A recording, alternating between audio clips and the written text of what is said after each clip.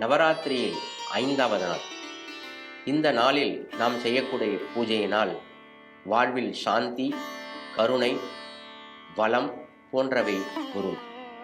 நமக்கு இதனால் கிடைக்கக்கூடிய பலன் கருணை, மற்றவர்களிடம் நாம் அன்பு காட்டும் ஒரு எண்ணம். இது நமக்கு அன்னை லக்ஷ்மியினுடைய அனுகிரகத்தால் கிடைக்கின்றது.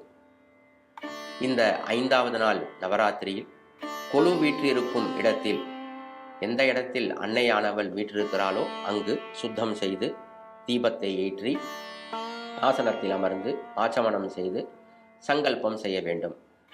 பஞ்சமதினே நவராத்திரி பூஜாம் கரிஷ்யே என்று சங்கல்பம் செய்து கொண்டு பஞ்சபாத்திரத்தில் உள்ள ஜலத்தில் கங்காதேவி ஆவாகனம் செய்து அந்த ஜலத்தால் கலசத்தை புரோக்ஷிக்க வேண்டும். இந்த 5வது நாளும் லக்ஷ்மியை ஆவாகனம் செய்ய வேண்டும்.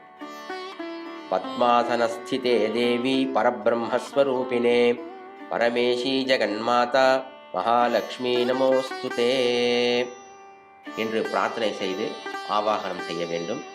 ஆவாகனம் செய்த பிறகு ஆசனம், பாத்தியம், அர்க்யம், ஆச்சமனீயம், ஸ்நானம், வஸ்திரம், கந்தம், புஷ்பம் இவைகளை அர்ப்பணம் செய்துவிட்டு இந்த நாளும் ஸ்ரீவித்யா பூஜை செய்யலாம். லக்ஷ்மியினுடைய ஸ்தோத்திரங்கள், அஷ்டலக்ஷ்மியினுடைய ஸ்தோத்திரங்களை சொல்லலாம். ஏனெனில் நமக்கு எல்லா விதமான சாந்தியை கொடுக்கக்கூடிய இந்த நாள், அதாவது இன்று செய்யக்கூடிய பூஜையினால் நமக்கு இன்னும் பல வருஷங்களுக்கு அமைதியானது வாழ்வில் ஏற்படக்கூடியது என்பதனால் இந்த நாளில் அன்னைக்கு பிடித்தமான ஸ்தோத்திரங்களை சொல்லி பூஜையை செய்ய வேண்டும்.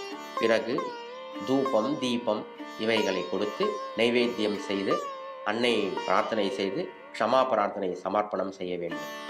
இவ்வாறு செய்வதால் அன்னை லக்ஷ்மியானவள் சந்தோஷம் அடைந்து தன்னுடைய அஷ்ட ஐஸ்வர்யங்களும் நமக்கு அருள்வாள்.